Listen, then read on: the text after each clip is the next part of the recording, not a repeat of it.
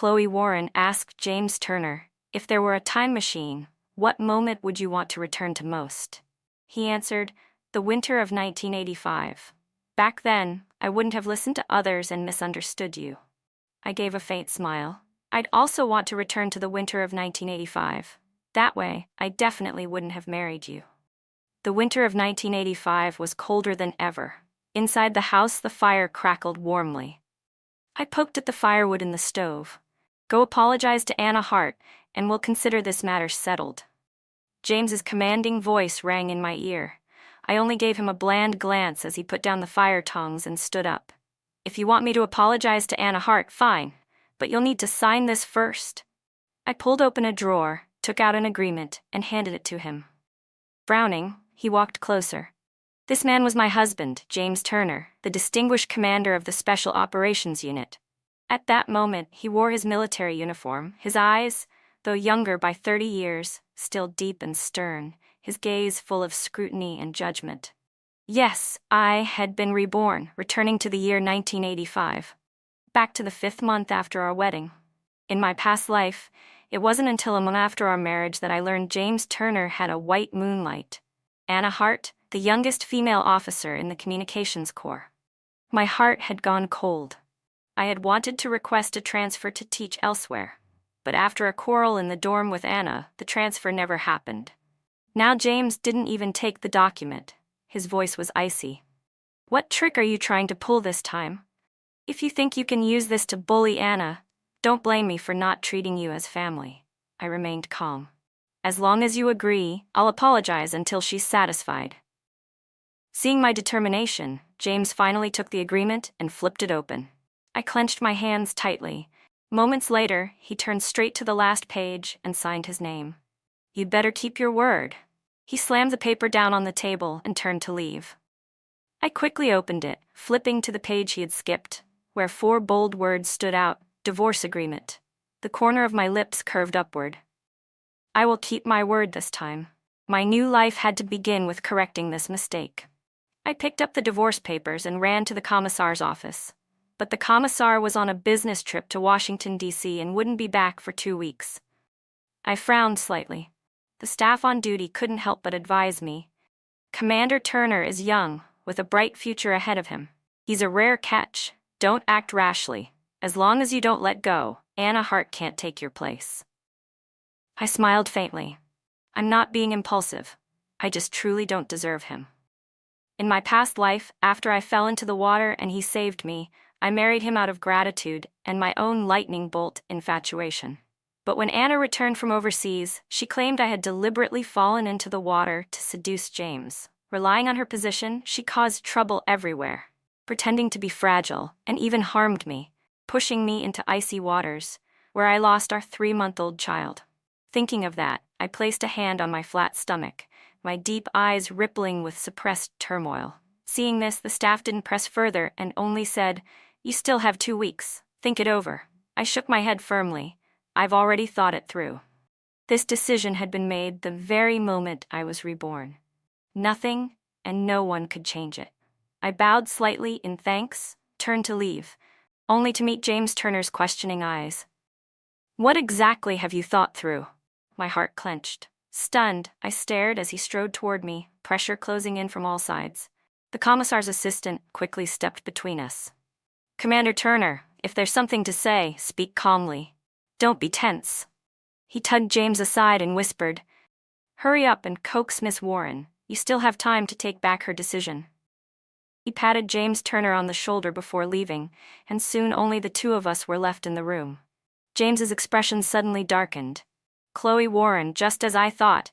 You act one way to my face and another behind my back. You just promised you'd apologize, yet the moment you turned around, you ran to the commissar to accuse me, pretending to be understanding, only to trick me into signing the papers. Isn't that right?" In the past, I would have panicked and rushed to explain. But this time, I lifted my head and pulled an envelope from my pocket. "This is a letter of apology addressed to Anna Hart. I wanted to submit it to the commissar. Making it public would show my sincerity. But before I could, you showed up." A flicker of surprise crossed James's eyes. Before he could speak, I softened my voice. Could you help me pass it on to her? He didn't take it, his expression uneasy. Forget it, I'll deliver it myself. I slipped the letter back into my pocket, brushed past him, and spoke as lightly as water. I have to get to class now. Don't worry, what I promised, I'll do. I didn't linger a second longer and left on time. That afternoon, after finishing my lessons early, I planned to head to the communications office to find Anna Hart, but the security guard stopped me. Miss Warren, there's a letter from home for you. I froze, then hurried to take it. In my past life, my parents had opposed me moving far away after marriage. Out of anger, they cut off contact. For 2 years, only a single letter came, and I only returned once. This time, as I unfolded the letter, every word was filled with retreat, with longing. My eyes burned red at the corners. This year there's heavy snow. The plum blossoms in South Lake Park have bloomed. Take James to see them. We hope you'll come home soon. Regret surged through me. Pressing the letter to my chest, tears slipped down my cheeks. Mom, Dad, give me just 2 more weeks. 2 weeks, and I'll come home for good. Never leaving again. When night fell and James returned, I had just finished making up the bed in the guest room. The faint, familiar scent of orchid drifted in the air. It's your ovulation period. I'll shower first, then meet me in bed, he said coldly before walking into the bathroom. He had always been a man of strict routines. Even having a child was scheduled like a mission. In the past, I had gone along without protest. But without love, intimacy felt no different from a transaction. When he came out, the bedroom was empty. The blankets and pillows were gone. Alarmed, he hurried to the guest room, where he found me lying on the single bed. Why are you sleeping here? I turned my back and pretended to be asleep. From tonight on, we'll sleep separately. I needed to get used to the feeling of being alone. His eyes darkened, his voice chilled. You're using this to give me the silent treatment? I asked you to apologize for your own good. Besides, you agreed. I slowly opened my eyes. On the wall, our wedding photo filled my view. In it, James wore a stiff, cold expression, no smile on his face. The warmth in my gaze gradually faded. I turned toward him and cut him off. I'm not making a scene. I just don't feel comfortable sharing a bed with you. That night, without James beside me, I slept peacefully. Meanwhile, in the master bedroom, James tossed and turned, unable to sleep, all because of my words. The next day, heavy snow blanketed the earth. The school term was nearly over, and I submitted my resignation to the principal. He was reluctant to let me go. Miss Warren, are you really leaving? You were even voted outstanding teacher this year. The students adore you. It would be such a pity if you resigned. I thanked him repeatedly, but remained firm. Children will have new teachers, but I only have one set of parents. No one can replace them. Just as I stepped out of the school gate, James's military jeep pulled up in front of me. The moment he saw me, he jumped out, stripped off his army coat, and draped it over my shoulders. Why didn't you wear more? You'll catch cold. I looked at him, unaccustomed to this sudden tenderness. Why are you here?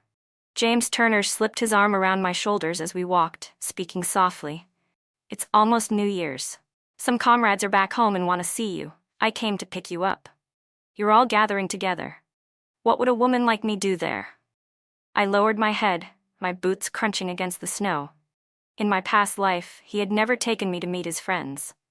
Even when I had asked, all I got in return was, "You're a woman. What would you be doing, interfering there?" The truth was, I never liked noisy crowds. Back then, I only wanted to hear people talk about him, but now I had no interest and no time. I had only 12 days left before I would return home. Before the state shops closed for the holiday, I needed to buy a few specialties to take back with me. I still have things to do. I won't go. I tried to take off his coat to return it, but he stopped me. I already promised them. Don't make me lose face. I froze, saying nothing more. James Turner, this will be the last time I follow your lead. In 12 days, whether it's your reputation or anyone else's, it won't matter to me anymore. Half an hour later, the Jeep pulled up in front of the state-owned restaurant. As I unbuckled my seatbelt, James was already outside waiting. He reached out a hand to help me, but in the end, shoved it into his pocket instead. A white puff of breath slipped from my lips. Shivering, I murmured, "It's freezing. Let's go inside." His hand faltered in the air before he slowly let it drop, silently following me. For the first time, Even though he was right beside me, he felt impossibly far away. Inside, the private room was full of warmth and laughter. The moment I stepped in, everyone greeted me. James's wife, finally. At least he knows how to listen. Sticking to one tree all these years. Now you're satisfied, huh? If we hadn't pulled him back that year, he would have drunk himself to death. There'd be no today. I sat quietly, listening, quietly picking food from the table. The smoked pork with green peppers had once been my favorite, but tonight, it tasted bland. I really couldn't imagine James drunk. He was always cold-faced, always talking about rules, never about feelings. Then, for the first time, he picked up a piece of meat and placed it in my bowl. You like this? Eat a little more? I moved it to the side. I don't like it anymore. It's tasteless. He froze, about to speak, when the door swung open. Anna Hart walked in, smiling brightly. Oh, such a lively gathering. Why didn't anyone call me? James, you guys really don't think of me, do you? Feigning mock anger, she sat right beside him. The atmosphere in the room shifted instantly, all eyes darting toward the three of us. Anna glanced around and finally noticed me across the table. Slight surprise flickered across her face. Oh, you're here too? She smiled and began chatting as if nothing was wrong. I got your apology letter. Honestly, it was just a handful of sunflower seeds. You shorted me a few, that's all. I forgot about it long ago. She then slapped James's shoulder playfully. I told you not to make a big deal of it. Just let it blow over like the wind. Her tone made it sound as though she was the one at his side. Out of reflex, James leaned slightly toward me as if to say something, but swallowed his words when he caught my calm smile. That day was indeed my mistake, I said, glancing at him before continuing. Since you're here today, I'll make it official. I apologize to you. I raised my glass, took a small sip, and then tilted my head back, draining it in one go. The liquor burned down my throat. I didn't look back at James. Consider this my repayment to you. My eyes stung as I set the glass down gently. I still need to prepare lesson plans. With Anna here, I can rest easy. I mentioned the snow outside, then stood and headed for the door. His voice called after me, but I didn't turn around. It's fine. I brought an umbrella. The door closed behind me. From inside, Anna's voice floated out faintly. James, Snow Lotus must have misunderstood us again. If I'd known, I wouldn't have come. Forget her, let's keep eating. I pulled my collar tight and quickened my steps through the falling snow. It was getting heavier by the minute.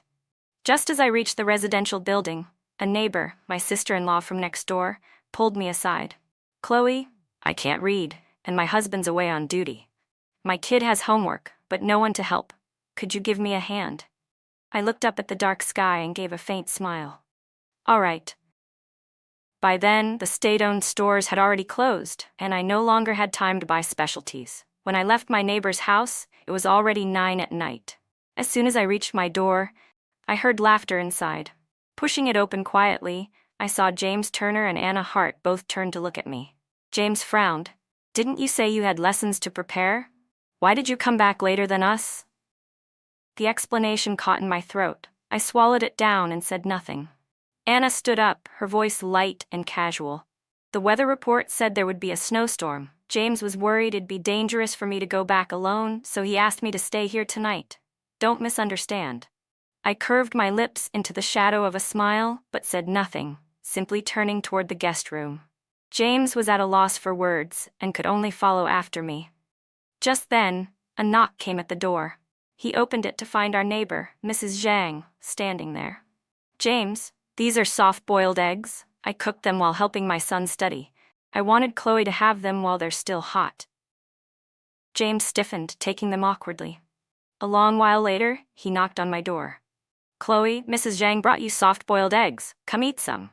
I kept my eyes shut, curled up, clutching my stomach. I didn't answer. He stood there hesitating for a few seconds before finally walking away. By midnight, I could no longer endure it. The pain in my stomach grew sharper and sharper. Struggling, I dragged myself up and hunched forward into the living room. The motion sensor light flicked on. From the study, James emerged carrying Anna Hart, wrapped tightly like a cocoon. Anna's fever is high. I'm taking her to the military hospital. Stay home. The front door opened wide, then shut quickly as the engine started. My hand pressed weakly against the doorframe before all strength left me. I collapsed to the floor, Warm blood soaked through my white underwear. The next morning, after emergency treatment, I was transferred to a regular ward. In the hallway, I came face to face with James and Anna, who was now in a wheelchair. "Chloe, why are you at the hospital? Anna really did have a fever. Don't overthink it or come here to cause trouble." James's voice was tight with impatience. Anna tugged at his sleeve, whispering softly, "Don't, it's all my fault. Don't talk to Chloe like that." James reached out, wanting to pull me away. The force of it pressed against my tender wound. I trembled, biting through my cracked lips. Just then, Mrs. Zhang came rushing over with chicken soup. She shoved James's hand aside and asked in a trembling voice, "Miss Warren, are you still in pain?" Her hand stroked my pale face with distress. "It's all right," I whispered. "I can try again in the future." Her words caught in my chest, but she was shoved back by James. His gaze dropped to my abdomen, puzzled. "What pain? Was it just cramps?" Mrs. Zhang's eyes blazed as she snapped. "Cramps? She miscarried. Your son is gone. If you want to argue, take it outside. This is a hospital." Nurses hurried to help me back into the ward. James froze, starting to follow, when Anna tried to stand but stumbled and fell to her knees. "What nonsense are you saying?" James rushed to help her up, his face tense as he turned back toward her. "If only I hadn't stayed at your house last night," Anna murmured. "It's my fault. I should go apologize to Chloe." "You're not wrong. She was already pregnant. If she was careless, who else can she blame?" James's merciless words echoed down the hall. Every word pierced my ears. Yes, it was my fault. From the very beginning, I never should have softened, never should have thought of bringing the child who hadn't survived in my past life into this world again. Perhaps it was fate. A life unwelcome in this world had no reason to come. For an entire week, James never visited me. Mrs. Zhang said he hadn't been home either, probably out on duty. That's what it means to marry a soldier. From the day our baby was born until he would have turned 1, he had never once seen his father. I lifted my eyes from the newspaper. I reminded myself there were only 4 days left. Thinking that, I gave a faint smile and replied softly, "It's all right. He's busy with work, and I've already recovered." It was nearly time for me to be discharged, to head to the train station and buy a ticket home for New Year. I had to return to my parents' house to celebrate the holiday. The falling snow was a sign of a good harvest. Next year would surely be better. At the station, the ticket hall was crowded. After waiting in line with difficulty, it was finally my turn. My hair was damp with melting snow as I spoke. "1 ticket to Sterling City, please." "Tickets to Sterling City are sold out." "What about connecting tickets?" "None left either. Everything is sold out." Numb, I squeezed my way out of the crowd. If I couldn't get back to Sterling City, I wouldn't make it home in time for the new year. "Miss, here, take this ticket." Suddenly, a train ticket to Sterling City appeared in front of me. Beyond it was a round, familiar face. "Chloe Warren, is it really you?" I looked up, and the handsome silhouette from my youth came into focus. My eyes brightened. "Samuel White, what are you doing here?" "The Research Institute." "Here, miss, have some white rabbit candy." A little girl, 3 or 4 years old, grinned, showing 2 tiny fangs. Her name was as sweet as her smile, Lily. Overcome, I quickly accepted the ticket and candy, thanking him warmly. "Samuel, your daughter is adorable." I gazed at him with admiration. He gave a faint smile, though his eyes carried a shadow of pain. "Her mother passed away early. She's been raised by me alone, so she learned quickly to read people's faces. This year, I planned to take her back home for New Year, but a project came up. I never expected to run into you here." "It's been, 7 years since we last met?" I nodded. "Yes, 7 years. Back then, Samuel and I had both applied to Northlake University. Everyone thought we'd end up together, childhood sweethearts as we were, but the feelings never came. He stayed on after graduate school, working at the institute." "And you?" Samuel asked. I smiled faintly. "Me? I'm preparing for divorce." Night had fallen. Samuel held Lily's hand as he walked me to the gate. "When you get home, give my regards to your parents, all right?" Lily tugged on my sleeve. "Miss, when you get home, please think about becoming my mommy." I couldn't help laughing, my eyes curling. I pinched the little girl's chubby cheeks. "All right then, call me mommy now." The 3 of us walked together, talking and laughing, until suddenly James Turner's silent figure appeared behind us. Chloe Warren, you couldn't even keep your own child alive? And now you're acting like someone's mother? My smile froze. Without turning back, I said to Samuel, "This is far enough. Take Lily home." The two men's gazes locked. Samuel said nothing, only led his daughter away. As father and daughter disappeared into the distance, Anna Hart's scolding voice rang out behind me. "Chloe, you got discharged without telling us? James came rushing back from base, frantic when he couldn't find you, and here you are. Flirting with another man?" A laugh escaped me. I turned and saw James and Anna standing together. The wind cut through, scattering the last traces of my smile. I tilted my head at Anna. "If you cherished him so much, why did you leave him in the first place?" Anna faltered, words choking. "If you hadn't deliberately fallen into the water and clung to James, I never would have been forced to stay abroad." A bitter smile touched my lips. "So the two of you loved each other all along, and I was the fool. If it had been me, I would never have let go. When someone loves with their whole heart, how could they bear to?" James's face darkened, as though struck at his weakest point. Anna rushed to explain. "James, listen to me." "Say whatever you want," I cut in, brushing past them with steps lighter than they had ever been. Only 4 more days, and everything would be over. On the 3rd day of the countdown, dawn had just broken. White smoke from the kitchen chimney curled upward. Inside, James Turner was busy at the stove. When I woke, I froze for a moment. "You're up?" James said quickly. "Good timing, the porridge is ready. Go wash your face." He was wearing an apron, carrying a steaming bowl of congee out from the kitchen. For a split second it felt unreal, like I was dreaming. A scene I had imagined so many times, now suddenly real. "How is it? Tastes good?" he asked, a hint of nervousness in his tone. I lifted the spoon and nodded. "Century egg and pork too." It was my favorite dish. Anna can't stand the smell of century eggs. I peeled one without thinking, but lucky for me, you like it. The congee lodged in my throat. I forced it down and set the spoon aside. "Thanks, I'm full." I stood to leave, but James grabbed the thermos and followed me. "Wait, I'll take you." "No need, I'll take the bus." Today was my last day at the school. I didn't want any more complications. "It's fine," he said, lifting the thermos. "I'll bring this to Anna too. Yesterday she came with me to look for you and caught a chill. I made some porridge for her. You know, she really has no one to rely on right now." I didn't want to hear another word. "Then go give it to her." Turning away, I didn't look back. The principal had arranged a simple farewell for me. Several close colleagues clung to my hand, reluctant to let go. "Miss Warren, everyone is sad you're leaving. Commander Turner, how could you let her resign and go back to Sterling City? After this, will we ever see her again?" I froze, just about to answer, when a doubtful voice came from the doorway. "You're resigning?" I turned and saw James standing there, snow clinging to his coat. I faltered for a second, but before the principal could respond, I cut in. "He signed it himself. It was his agreement."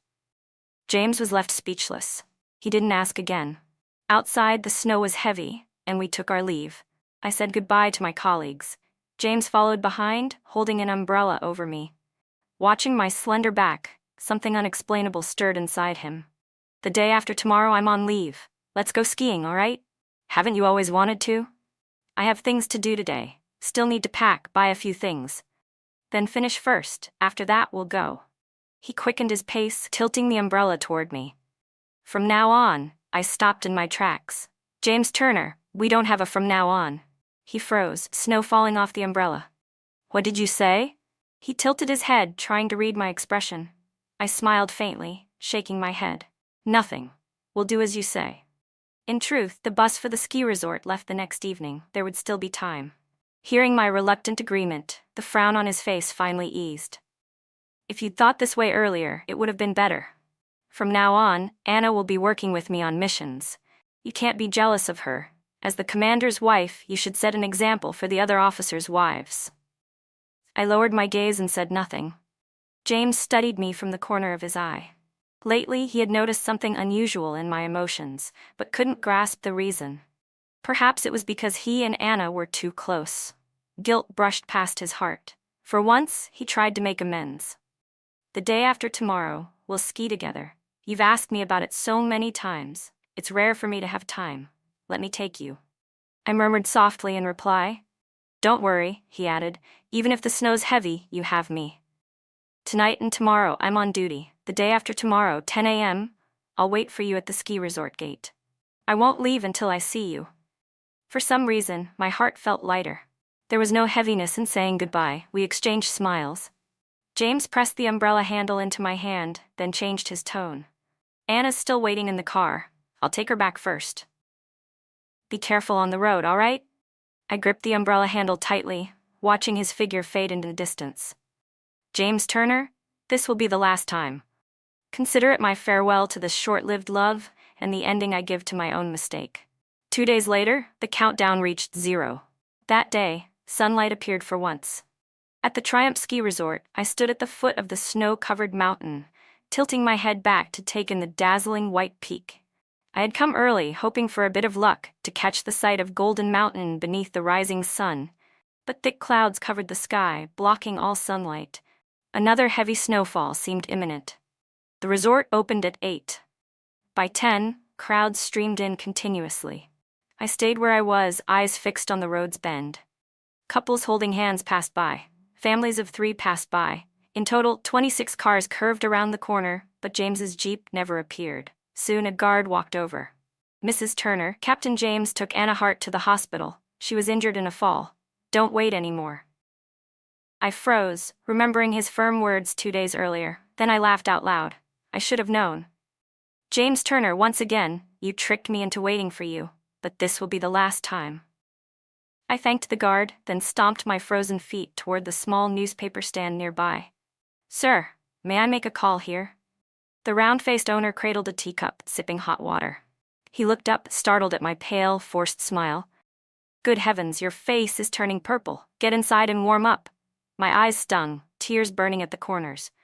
2 years together with James, yet the warmth of a stranger's concern outweighed it all. I brushed away the dampness at the edge of my eyes, lifted the receiver, and dialed. After only 2 rings, Samuel White's voice came through. I've got your divorce agreement. The commissar signed and stamped it.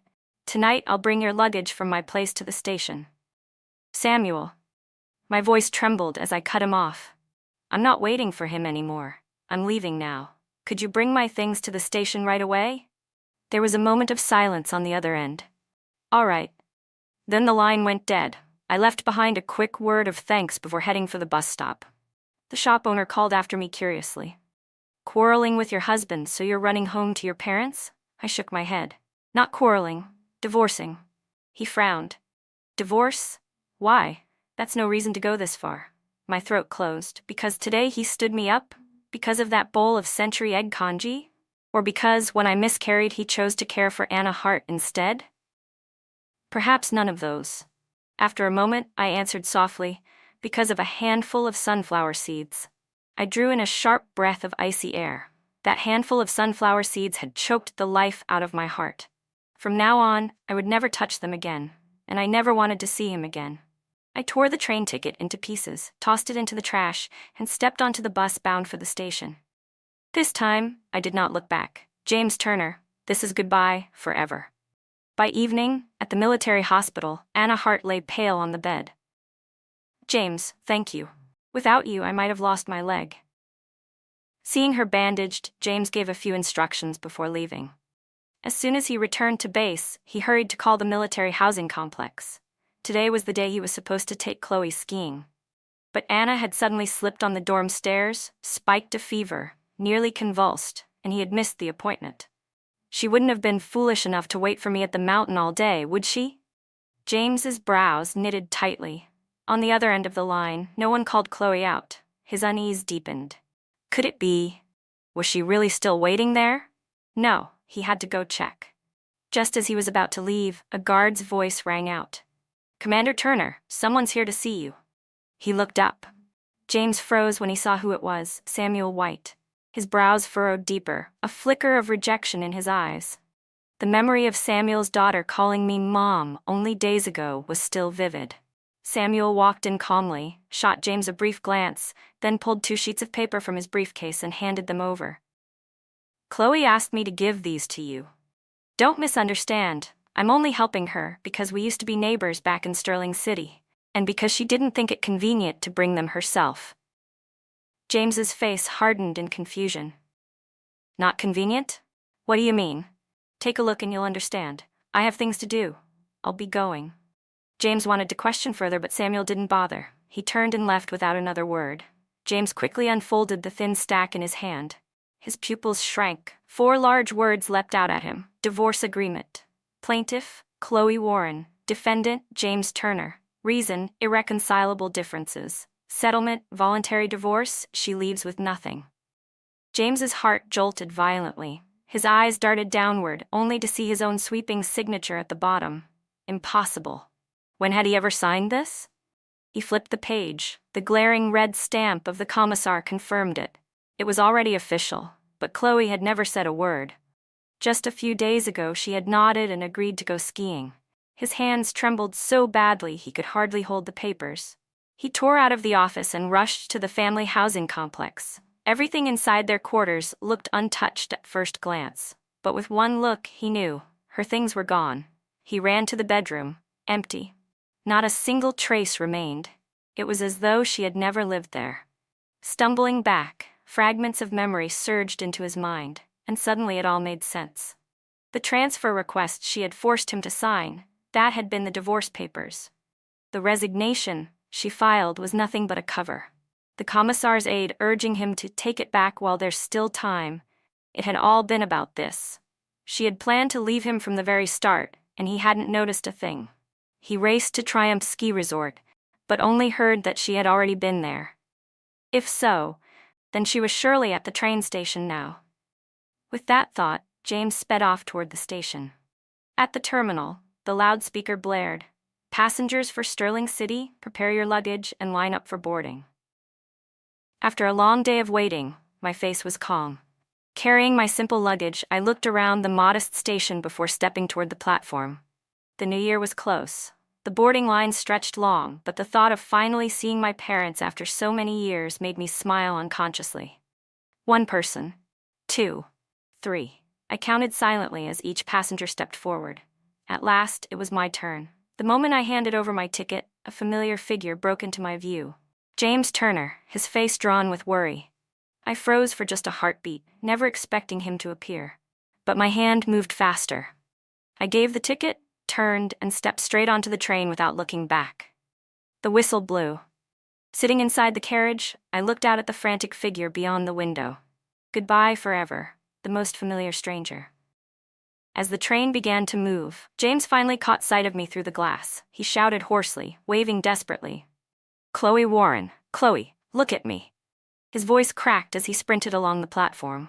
For one fleeting instant, I did turn my head. Our eyes nearly met, but almost immediately I looked away again. James ran harder, sweat streaming down his forehead despite the icy air, his whole body shaking in the cold. Comrade, you can't run here. Please step back. Station staff rushed to block him. He pressed forward, chasing the train, his brows twisted in agony. No matter how he fought, it was useless.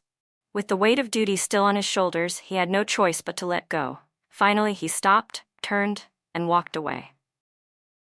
Back at the military housing complex, James Turner shivered at the desolate silence. The house was empty, no smile to greet him with a "Welcome home, James." No one to light the stove and warm the air. No one to cook hot soup and urge him to wash his hands for dinner.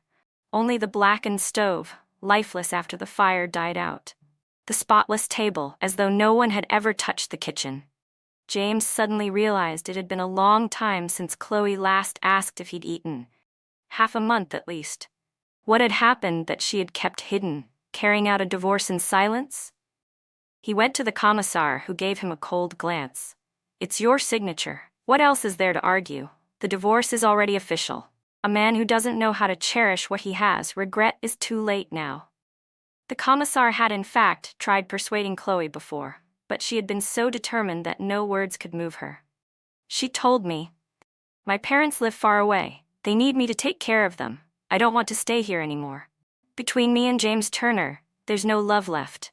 If I remain, I'd rather die than continue."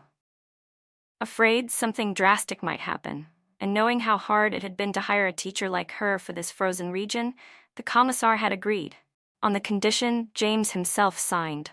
And the fool really had. James couldn't remember how he even left the unit that day. How could it have fallen exactly on today, the day she had promised to go skiing with him? Did he simply forget? But he truly had an urgent matter then. Staggering home, he crossed paths with Mrs. Zhang from next door carrying a water bucket. She glanced at him coldly. "Oh, Captain Turner, done with work already?"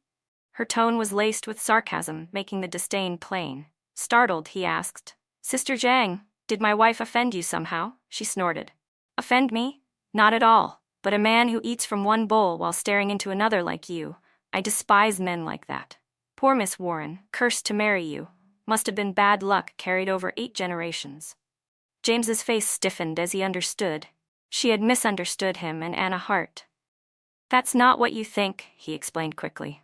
"There's nothing between me and Anna." "I don't care how it is," she cut him off. "If my husband dared flirt with another woman in front of me, I'd break his legs on the spot."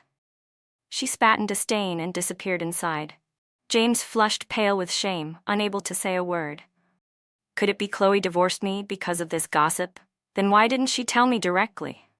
He looked up, only to see her door shut tight. For days afterward, James wandered like a lost soul. He wanted to find Samuel White, but Samuel had left on business to another county. He wanted to find Chloe, but duty swallowed him whole.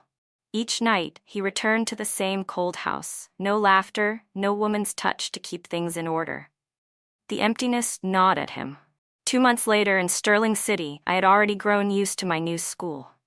After class, I rushed to prepare for the library. My parents had arranged the job for me at a nearby school, and the children here were obedient and easy to teach. As I stepped out the gate, a familiar voice called my name. I turned, eyes lighting up. "Samuel, what are you doing here?" Little Lily came flying into my arms like a firecracker. "Mommy, why did you take so long to visit me?" I pinched her plump, rosy cheeks. Samuel had truly raised her well. "We just finished a project," Samuel said. "So I brought her back to Sterling City. She insisted on seeing you. Once she found out the school's address, she dragged me here." He ruffled her hair with a helpless smile. "At first, I didn't want to spoil her, but she's my only daughter. I couldn't bring myself to say no. Sorry to bother you." I quickly shook my head and picked Lily up. "Not at all. I'm free." All the more reason, he had helped me so much before, and besides, I had always liked little Lily. 2 months after I returned home, my parents learned about the divorce. They didn't say much. Unlike other parents who might have rushed to arrange another marriage.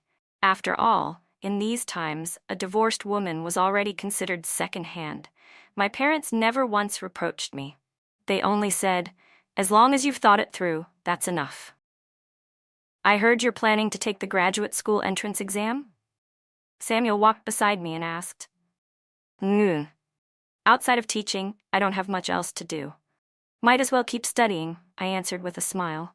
In my past life, I had given everything to James Turner. In this one, after so much struggle, I finally had the chance to rebuild myself from scratch. "Mommy, Lily missed you so much?" The little girl pouted, sulking the moment she felt ignored. "Lily, how many times has Daddy told you not to call people that? If others misunderstand, it's not good," Samuel scolded gently. I only smiled and shook my head.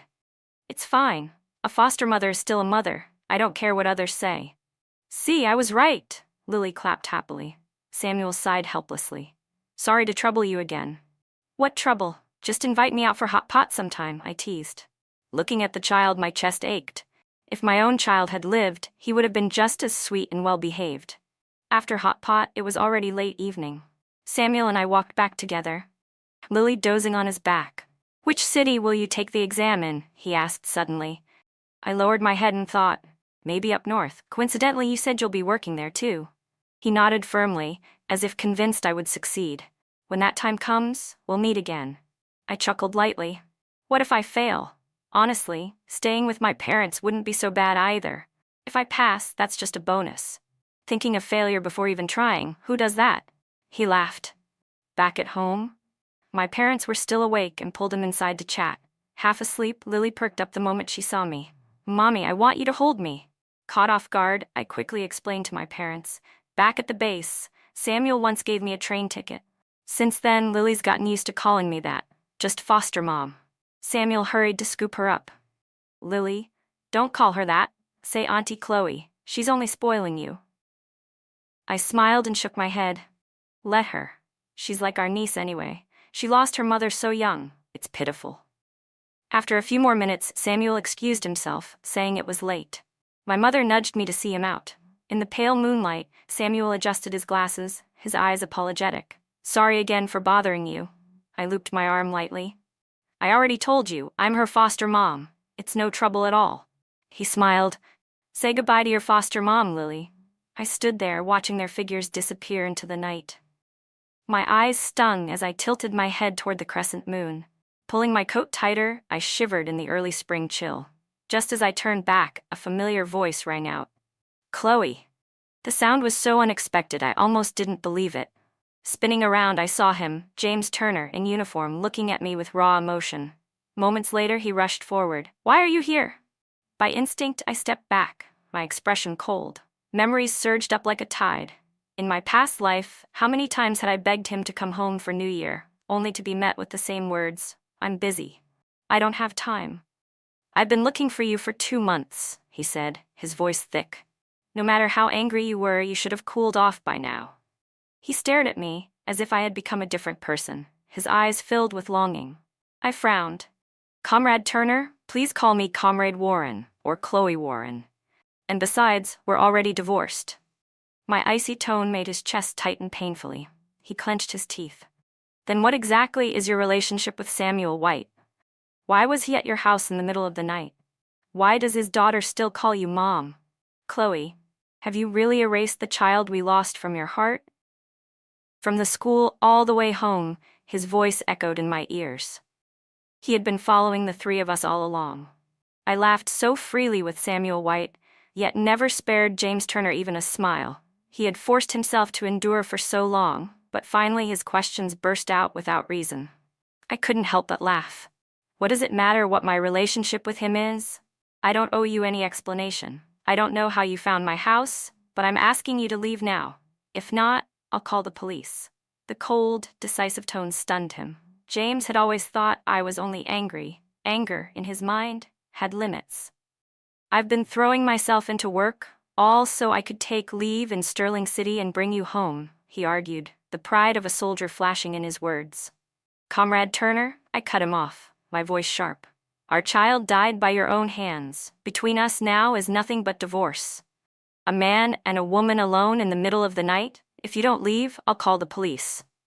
I never expected him to appear in front of me again, but seeing him now, my heart was utterly still. In my past life, I had never dared leave him. I had never been able to make these choices. Only now did I understand. Sometimes you only know the value of a decision by the courage it takes to make it. I turned back into the house, ignoring his reaction. Don't forget, you're still a soldier, I reminded, my voice echoing from inside. James froze on the spot, powerless. He waited until every light in my house went dark before finally turning to leave. At the Grandview Hotel, Anna Hart immediately asked, How did it go? Did you find her? Seeing James return dejected, a flash of satisfaction crossed her face, though she quickly masked it with concern. She stepped forward, feigning sympathy. He shook his head, then gave a slight nod. She wouldn't see me. Anna widened her eyes in mock disbelief. Impossible. Chloe just has a strong temper. If you talk gently, there's no way she'd refuse you. James's thoughts returned to my resolute expression, his brows drawing tighter. Seeing his silence, Anna pressed on, lips pursed. She's still angry. Lower your pride. I don't believe there's a woman alive who won't soften. James looked at her. You really think so? But my coldness had shown no sign of giving in. Still, Anna leaned closer. I'm a woman too.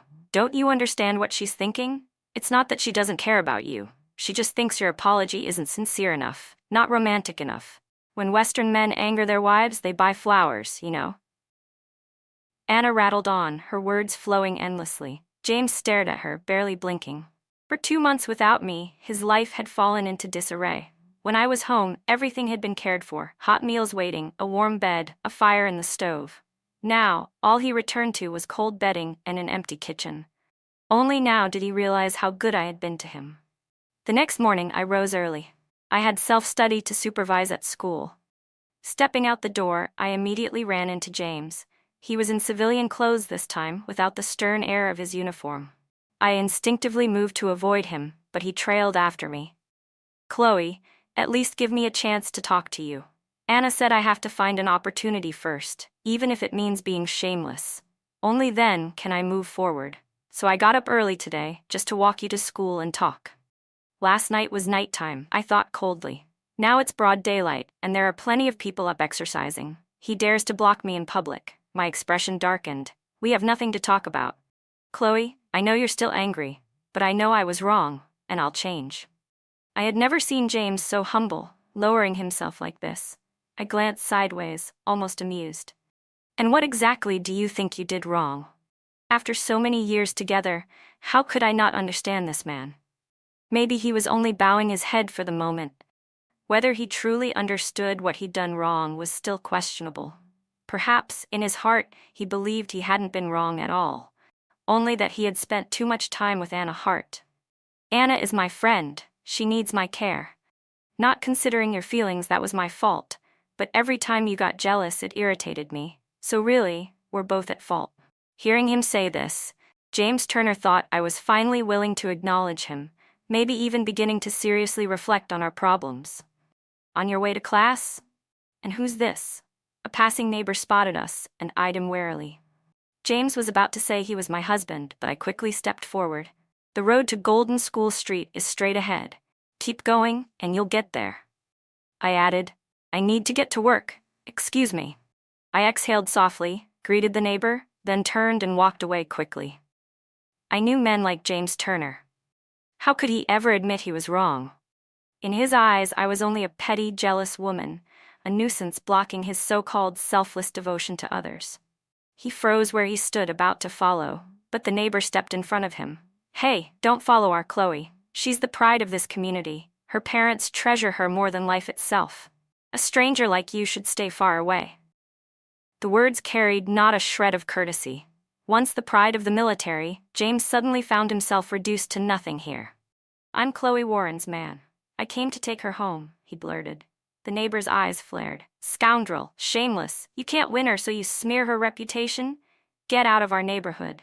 James stood there, stunned. He hadn't expected Chloe's neighbors to be so sharp.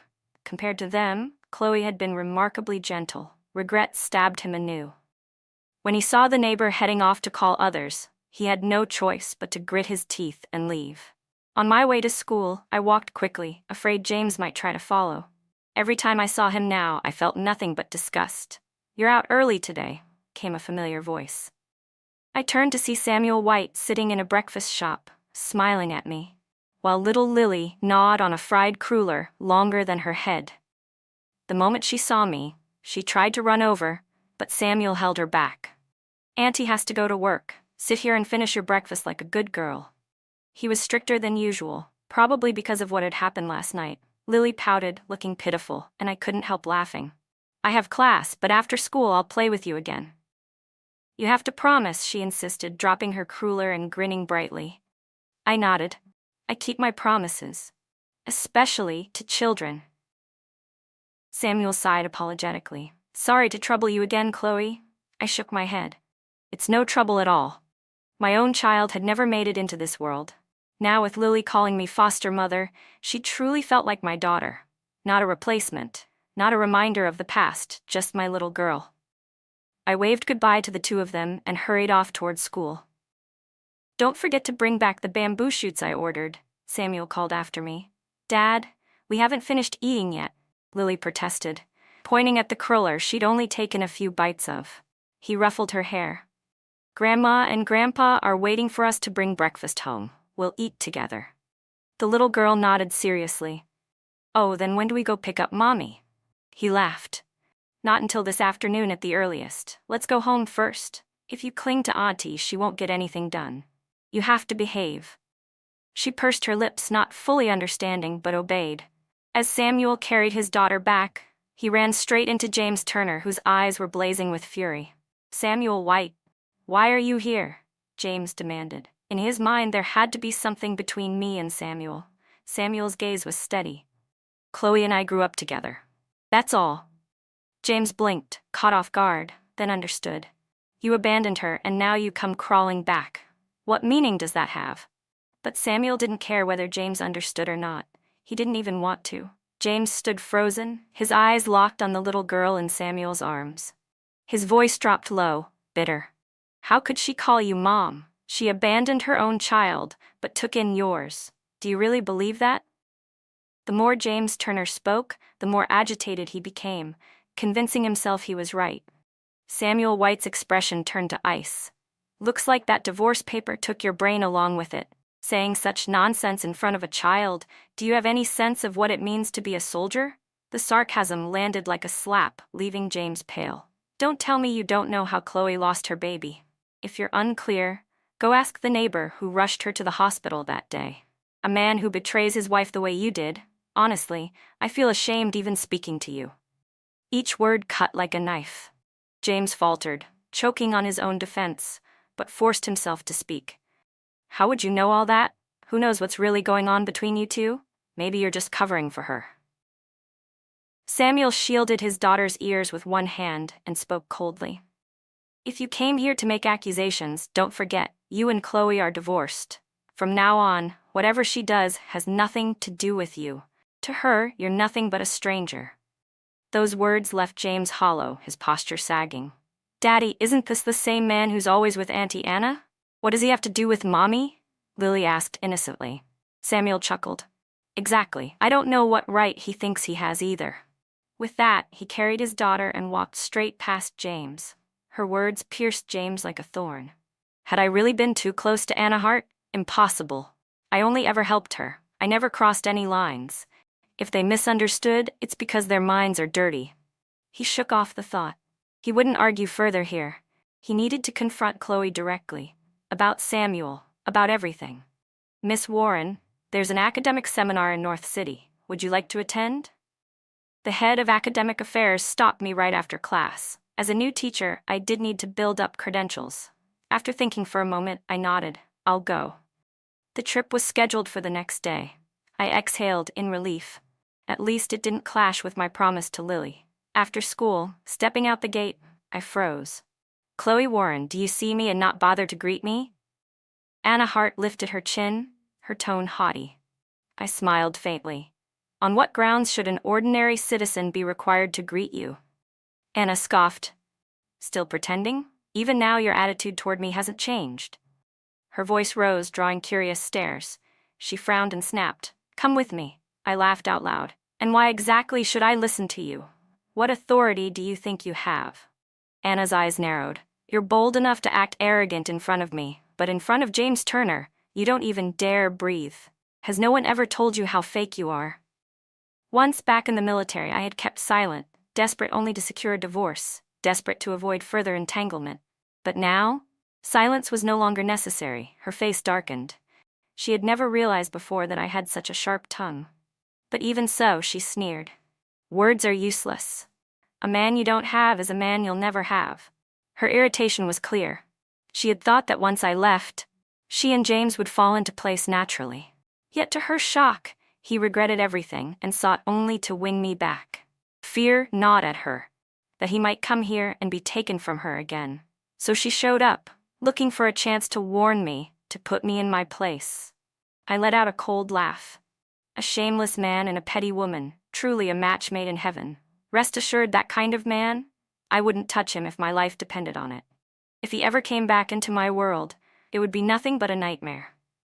My voice was cold, laced with the bitterness of a past life. After all, wasn't my previous lifetime nothing more than a nightmare? Anna faltered at my response, momentarily lost for words. She tried again, but weaker this time. Don't pretend you don't care. I'm warning you, stay away from James Turner, otherwise I won't be polite. Her words landed like a guilty whisper, as though she already knew the truth of what I had said. Director Hart clearly hadn't expected that. In private, she enjoyed threatening others like this. Truly eye-opening, I thought, when suddenly a warm male voice sounded behind her. Anna Hart stiffened. Little Lily ran to my side and tugged at my hand. Mommy, let's go. We don't play with bad people. I froze. You two? What are you doing here? Auntie was going to visit after work. Samuel White stepped out from behind Anna, smiling faintly. Why so startled? Forgetting things already, Director Hart? Or are you just too busy? Her limbs went rigid. From now on, I would no longer be at the base. But Samuel still would be. If even one telegram made it to the commissar, she could lose everything. She cursed silently, but managed to choke out, "Do you really treat his daughter as your own?" I frowned. "What does that have to do with you? You show up spouting nonsense out of nowhere."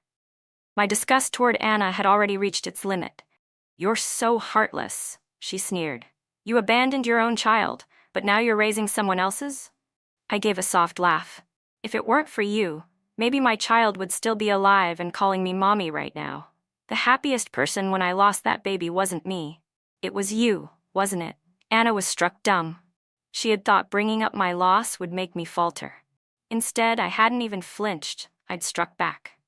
Gathering myself, I said coldly, "Excuse me, I have things to do. And take your James Turner back early. I don't want anything to do with him anymore.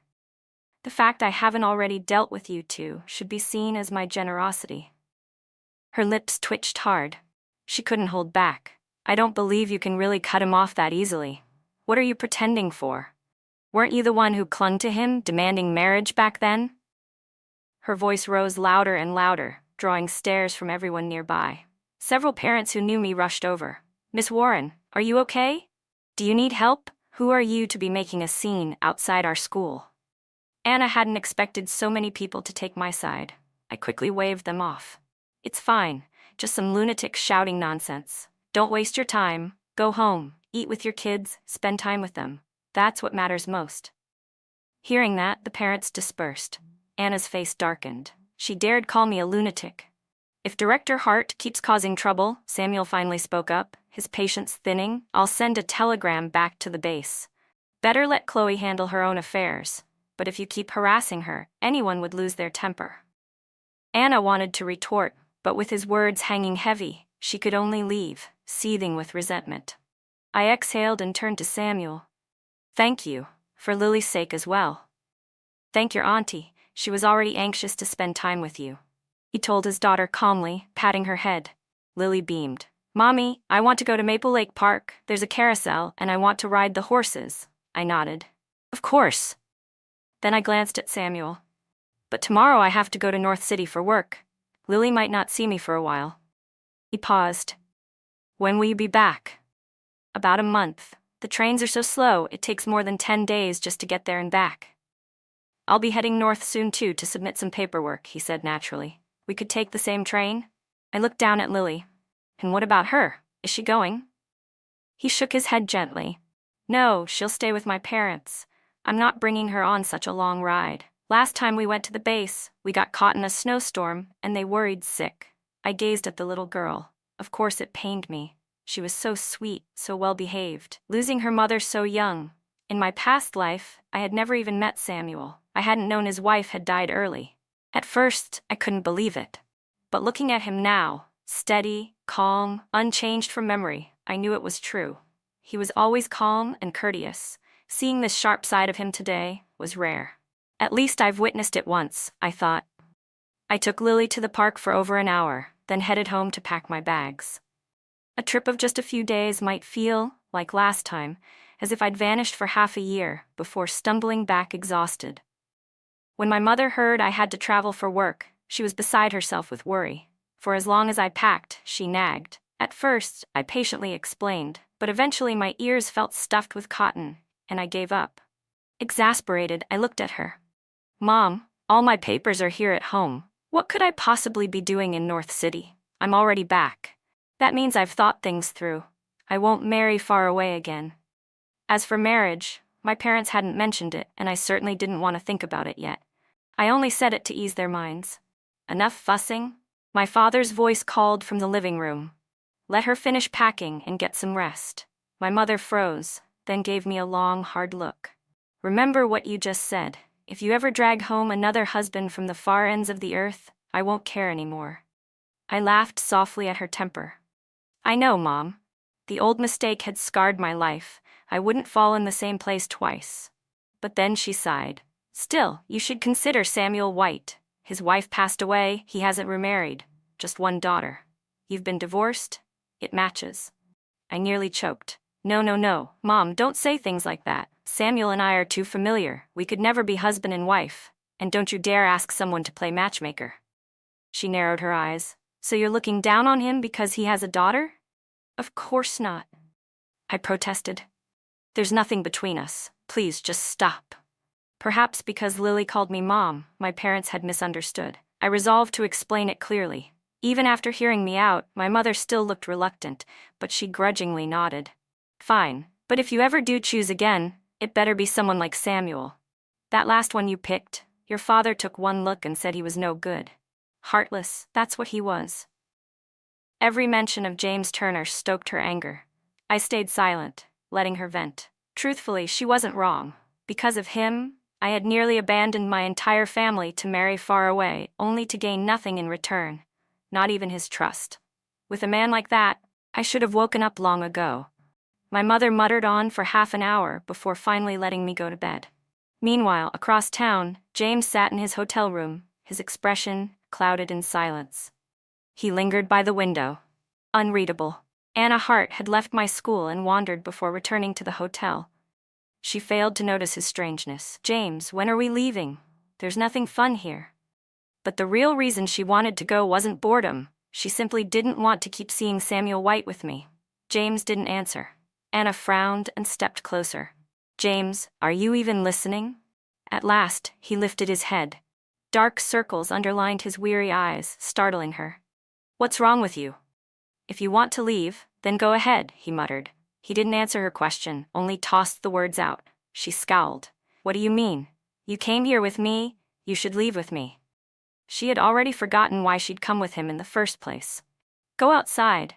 A man and a woman sharing a room only invites suspicion, James said, suddenly sharper, clearer. Anna froze, her face stiffening.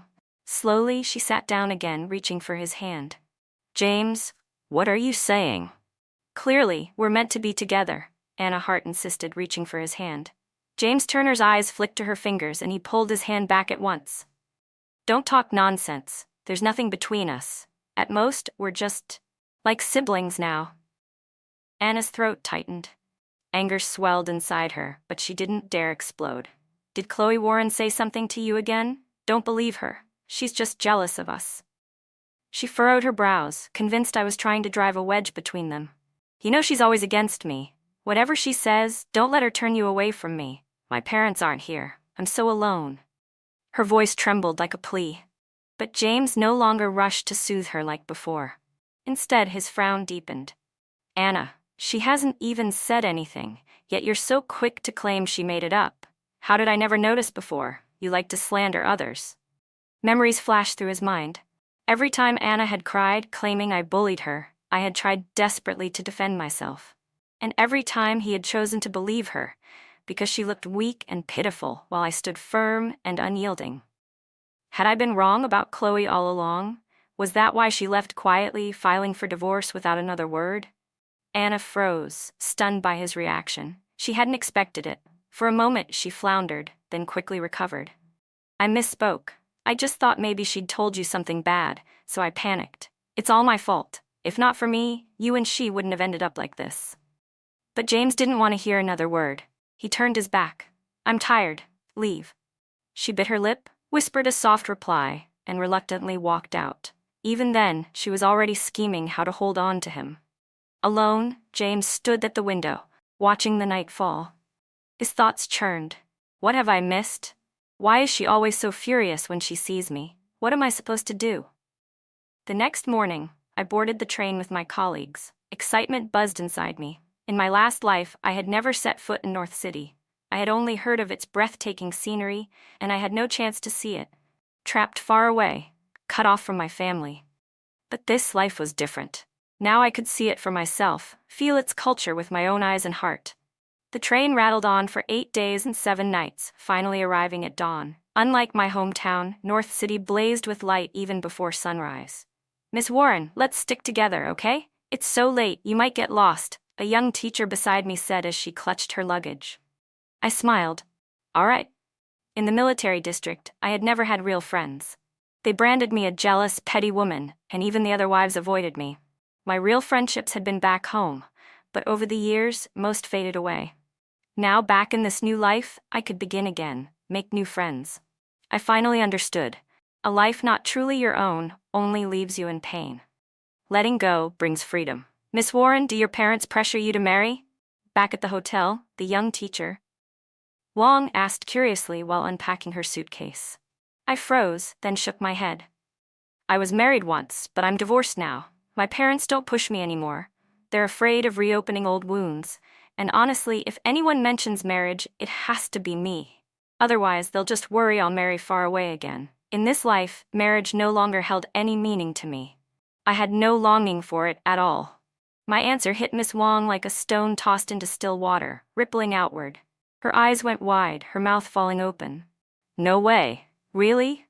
Who's lucky enough to marry you and then not cherish you? Miss Wong blurted out, her reaction so unexpected that it caught me off guard.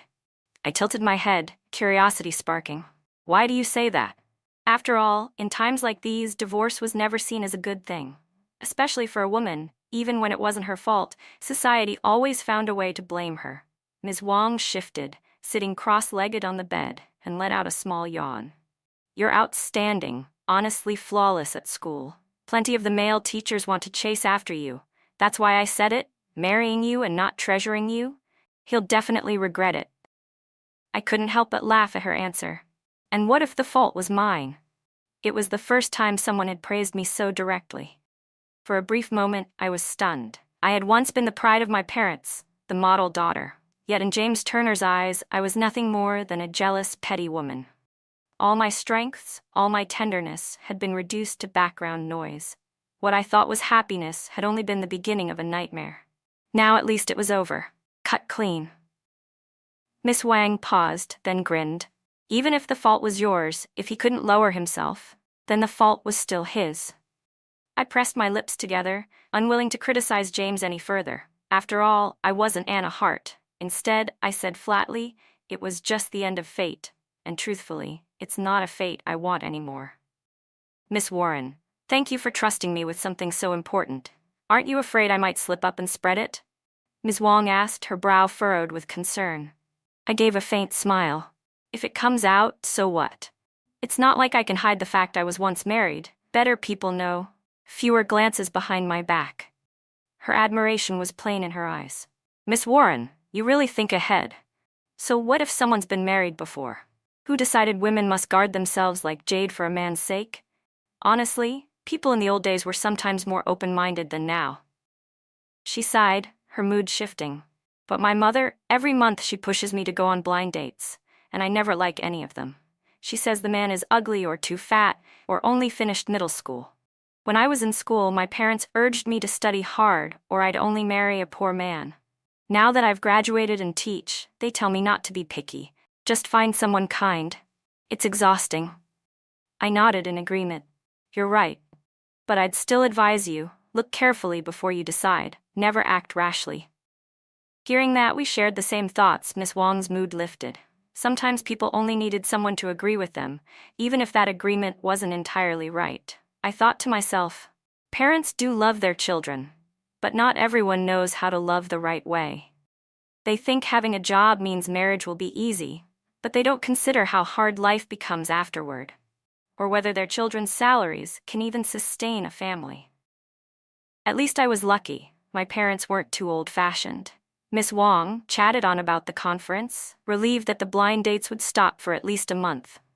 When the symposium ends, let's explore North City together. Who knows if I'll ever get another chance. She lay down with a wistful tone. I agreed, though in my heart I knew I would return, because I planned to take the graduate school entrance exam here. North City was part of my future. Its dazzling lights tonight had left me stunned and hopeful. Meanwhile, back in Fairview, on the second day after I boarded the train, James Turner showed up at my parents' house. He carried a pile of gifts and knocked on the door, remembering it was the weekend and I wouldn't be teaching. Who's there? My mother's voice came from inside. James straightened his uniform collar. When the door opened, her brows knitted tightly. And you are? Mother, it's me, James. I came to bring Chloe home, he said with a wide smile, showing all his teeth, convinced he was being polite. But my mother's eyes stayed cold. She gave him a single glance and snapped, I don't know you. Leave. James froze in place, stunned. He scrambled to explain. Chloe and I argued at the base. I've realized my mistake, so I came especially. Please, call Chloe out for me, James Turner pleaded, his voice low and urgent. I want to apologize in front of you both. Just let me see her once. The fire in my mother's eyes flared the moment his Chloe had tumbled out again and again. Who do you think you are? Calling my daughter's name like that every other word? You think she doesn't deserve her dignity? Her tone wasn't loud, but it was sharp enough to make James's face go pale. He stammered. Didn't she tell you? Before New Year, she wanted to bring me home to meet you, but things were too busy at the base. His words trailed off in embarrassment. My father stepped out then, his cloudy eyes cool as they swept over James. You two are divorced. Don't bother her anymore. Shut the door. My mother moved to close it, but James pressed his hand against it in desperation. Please, just let me see Chloe. We need to talk.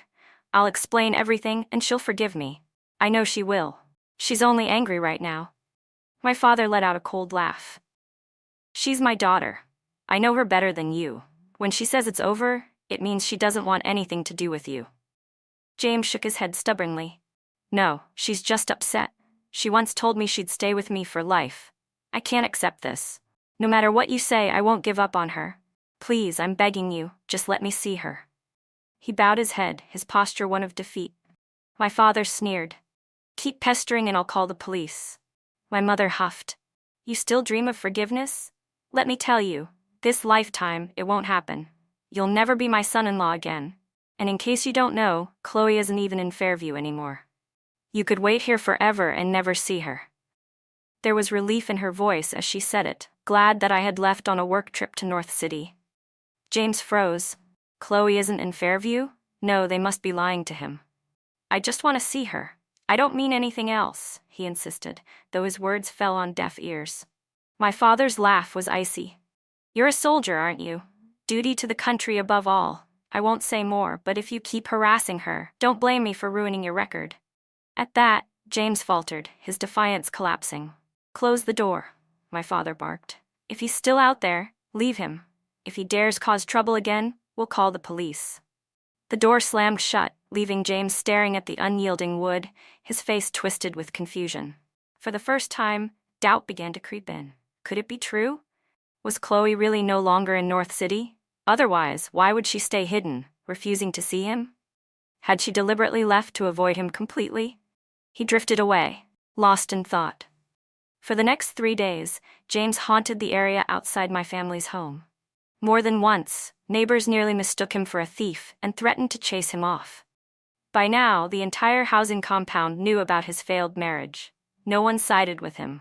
Instead, whispers circled. He hadn't cherished me, and this was the result. He told himself he'd given me good food, warm clothes, the best housing. If I overthought things, what else could he do? He was busy, always busy.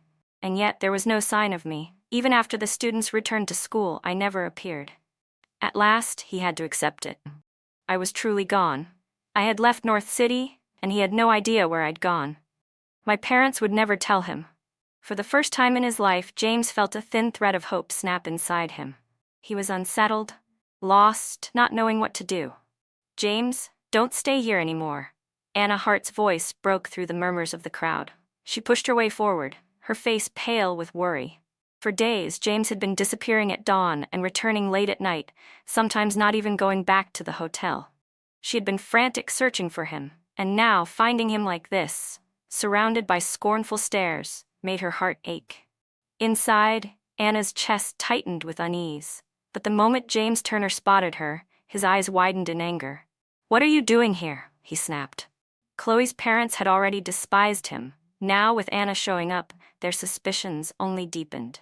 His glare made Anna flinch. "I was just worried about you. Look at yourself. What have you turned into? Is it worth it, destroying yourself over a woman?" Her voice carried a tone of reproach. My mother's words cut like a knife. "So this is your mistress? You came at the perfect time. Take your man and get him out of here. Don't let him show his face around here again." Anna's eyes lit up with false relief. She quickly grabbed at James's hand. "Let's go. Please, just leave with me." But James shoved her away harshly. How long are you planning to follow me around? You know I'm begging Chloe to forgive me, yet you deliberately show up in front of her parents, making everything worse. What exactly do you want from me? He staggered a step back, then turned. I have no relationship with you. The only wife I've ever had is Chloe. Stop twisting it.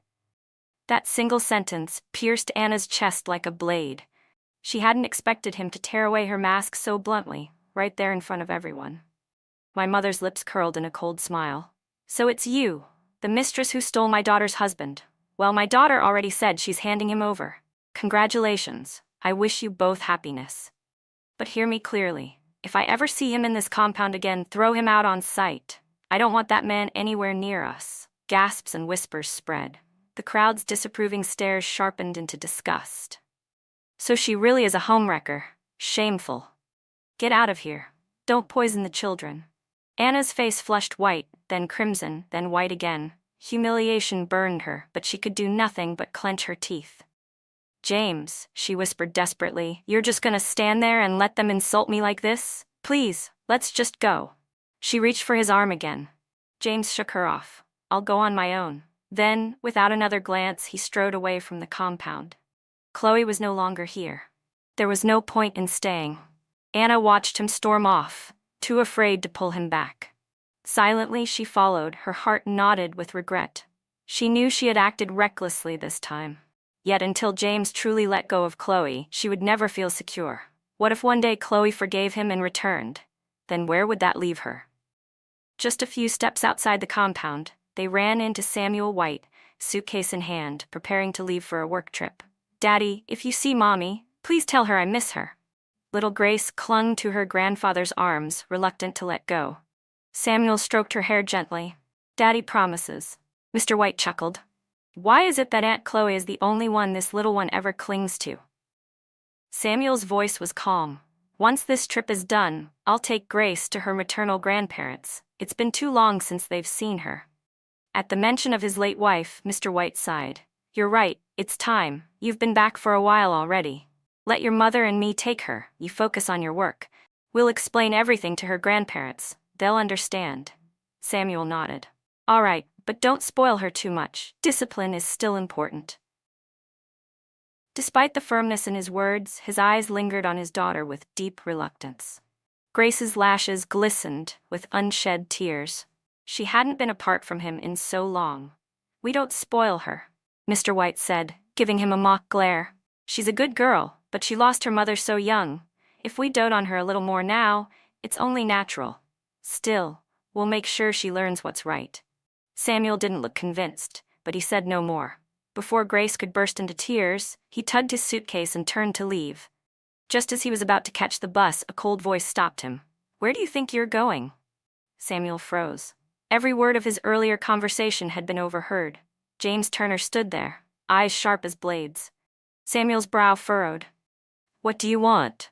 Behind him, Anna shifted nervously, shaking her head. I don't know what he's planning. James's gaze swept over them, icy and unrelenting. A man who's already been married once. Why are you still clinging to Chloe when you already have a child? Tell me now, where did you take her? James Turner demanded. Samuel White let out a short laugh. And who do you think you are to question me? Didn't I make myself clear enough last time? He was never patient when dealing with outsiders, but James ignored the warning.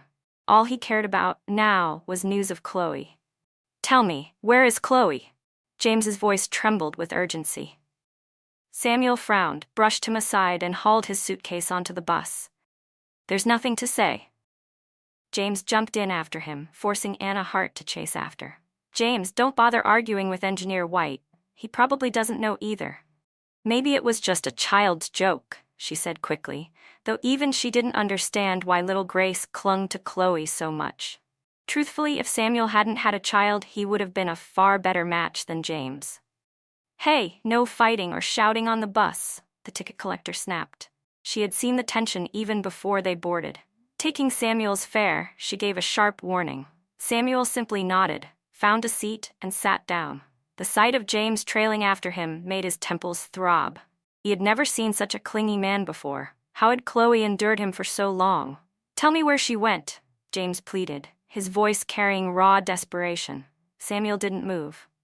Now you care? Where were you before? The sarcastic remark hit harder than a blow. James stiffened. People make mistakes. I admit I was wrong, but I want to fix it. I want to explain. Isn't it enough to realize your fault and try to change? James argued. Samuel turned his gaze to the white clouds drifting outside the window. People aren't afraid of mistakes. They're afraid of making the same ones again. You kept repeating yours, but Chloe never said anything. So how do you even know what you did wrong? James faltered. The words sliced straight through him. Sensing the silence growing heavy, Anna jumped in. Mr. White, maybe you should just tell him. He's desperate. You see how worked up he is. Samuel's eyes flicked to her, calm but sharp. You call this desperate? He wanted to apologize, yet he brought along the very woman who hurt her to the school and tried to make a show of it. Since when has anyone apologized like that? He tilted his head and gave her a cold smile. Anna's face went pale. James's chest tightened at the strange look Samuel gave them both. No, James, it's not like that, Anna stammered, panicked. I only wanted to help you. You asked me to follow you so we could find Chloe together. That's all. James's throat tightened. Samuel chuckled. You two really are a perfect pair, always shifting the blame, never owning up. Just as Chloe said, you're well matched. James shook his head sharply. No, she and I have nothing between us. Anna hadn't expected him to throw her under the bus so quickly. She swallowed her anger, forcing herself to stay calm. She wouldn't let Samuel manipulate the situation further. In the end, I don't know where Chloe is, Samuel said flatly. Even if you want to find her, I have no leads to give you. As for my daughter calling her mom, children say silly things. You don't seriously take that to heart, do you? Just then, the ticket collector called out, Next stop, train station. All passengers prepare to get off. Samuel stood, towering over James by a full head. His calm words carried the weight of a hammer. What's lost is lost. Not every apology can make things right. And if Chloe learns you've been pestering her parents for days, what do you think she'll feel? Do you really think she'll forgive you then? James opened his mouth to argue, but the truth in those words ripped through him. He had no defense. Good luck, Samuel said as he stepped off the bus. But if you try following me again, there are police at the station. I've already given you more courtesy than you deserve. James sat frozen, watching his figure disappear. The ticket collector, seeing no pursuit, moved on. Anna kept talking, her voice cracking from exhaustion, but James didn't even glance at her. James, you can scold me all you want, she whispered, her words falling into the silence he left unbroken. But don't stay silent like this, Anna Hart trailed after James Turner, her voice sharp with desperation. Fine, I admit it, I'm jealous of Chloe. I just want to ask her what you really mean to her. I've given so much for you, James. I can't stand watching you pour all your heart into her. She followed him all the way back to the hotel. At the door, James unlocked it mechanically, but when Anna tried to step in, he stopped her cold. James, are you seriously shutting me out? She gasped, stunned. It was the first time he had ever kept her outside. All it takes is a few words from an outsider, and suddenly you change like this? His eyes, empty and dull, glanced at her without focus. Yet the fact that he finally spoke made her breathe a sigh of relief. At least you're willing to listen to me now. James, hear me out. I'm nothing like what Samuel White said. His voice cut through hers, colder than ice. Too late. Too late? What do you mean? Anna froze. In those hollow eyes she saw both regret and a strange clarity. Too late that I didn't see through you sooner. But I won't forgive you again. Anna's heart went numb. James, how can you say that? Do you know how much I've sacrificed for you? We should have been together. How did it turn into this? He shook his head slowly. I should have realized. The moment you could abandon everything and walk away from me, your heart was never simple. I let myself be dragged along by your little schemes until you drove a wedge between me and Chloe that can never be erased. You must be thrilled, watching me dance in your palm. Years ago it was the same, and now it's still the same. Memories flashed before his eyes, each sharper than the last. Anna's face went pale. No, it's not true. When I went abroad it wasn't by choice. The moment I had a chance, I came back to find you. But you were already married. What could I do? Did you expect me to think you'd stand still and wait for me forever? James's eyes snapped open, his voice cutting off her excuses. Don't make up more lies. You're not like Chloe. You only thought I was worth holding on to once I climbed the ranks. But Chloe? She didn't even know who had saved her, didn't know I was a commander. When I told her I needed to take responsibility, she told me to think carefully first. She never wanted me to feel obligated to her. His words broke apart, each one laced with regret. Anna's face drained of blood. No, that's not true. All she received in return was his disgust. Go back to base. This time I'm not going with you. I should have seen it from the start, why you insisted on tagging along. You never wanted me and Chloe to reconcile. Everything that's happened now, this is all thanks to you. The door slammed shut in her face. Anna trembled, her whole body shaking. How had her perfect plan unraveled so completely? Why was nothing as smooth as it had been back at the military district? She should never have come here. She should have stayed put, quietly waiting for James to return and marry her. But the thought of Chloe truly reconciling with him had been unbearable. That was why she clung to him everywhere he went. And now, everything had crumbled. Anna stood in shock, not knowing what to do. Meanwhile, in North City, Chloe had just learned that Samuel White was arriving that afternoon. Coincidentally, she had half a day off, so she decided to meet him at the station and take the chance to stroll around the city. A suggestion her colleague Miss Wang had once made, though Chloe had forgotten in the busyness of training. Samuel's train was due at 3. Chloe arrived more than 10 minutes early, only to be stopped by a group of elderly matchmakers. Hey, young lady, you're so pretty. You must be a teacher, right? One of them asked. Chloe blinked in surprise. How did you know? The old woman chuckled. I have sharp eyes, that's how. Where are you from? Where do you teach? How many siblings do you have? How old are you this year? The barrage of questions left Chloe dumbfounded. Realizing she had run into a matchmaking group, she shook her head quickly. Sorry, I have something urgent, I really need to go. But the woman wasn't about to let her go. You're so beautiful, so educated, and you're not married yet, are you? I have a perfect candidate for you. He's 6 feet tall, studied for his master's overseas, and just came back, the old woman insisted. At that, I almost burst out laughing. In this day and age, someone like me would never be chosen to marry a master's degree returnee. I didn't want to argue further. I still needed to meet Samuel White at the station. Ma'am, I really have something urgent. I don't have time right now. She was old, so I didn't want to be rude. I tried to pull my hand back gently, but she clung to me. Girl, I'm not lying to you. You'll fall for him the moment you meet him. His family is wealthy, his parents run a business, you'll live a life of comfort. Just marry him, have 2 sons, and you won't even have to worry about housework. Everything will be taken care of for you. Her words nearly twisted my face in frustration. I tugged at my hand again. Ma'am, I really do have something important. Another time, maybe. If I kept hesitating, Samuel might already pass me by. But she wouldn't stop. No rush. His family even prefers a daughter-in-law who's a teacher. Just give them 2 boys, that's all. Even if you don't, you can keep trying until you do. My stomach turned cold at the thought. What kind of logic was that? In this world, if a woman doesn't have children, can she still be called a woman? She added. That was enough. I yanked my hand free, anger flaring. I've respected you, but please don't demean women like that. You're a woman too. How can you say we're not women if we don't give birth? She froze for a second, then glared at me. So what if you've had a little schooling? You don't know how high the heavens are. If your parents heard you talk like that, they'd beat you for being so unfilial. Her mask had slipped. I gave a cold laugh. My parents only have me, and whether I marry or not, they support me. People like you shouldn't have children. You'll only ruin them. I had planned to just keep the peace, but her words were too vicious. You insolent girl. No wonder you're still single. Today I'll teach you a lesson on behalf of your parents, she snapped, raising her hand to hit me. The crowd swelled with onlookers. I couldn't strike back, I could only try to dodge, but she was fast, and her hand was already swinging down. Enough.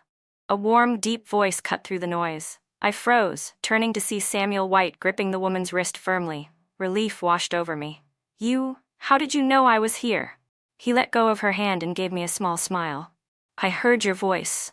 I bit my lip, realizing I must have been too loud earlier. And who are you? The woman snapped. Samuel's face hardened. An old woman with no manners. Keep this up and I'll take you to the police station. Furious, she jabbed a finger at us. She's not even married yet, you're this close. What's your relationship? Look, everyone, look at them.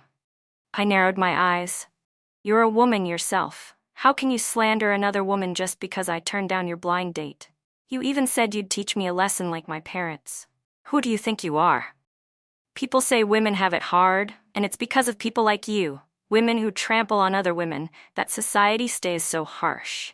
She faltered, speechless. Around us, other women began to chime in. She's right.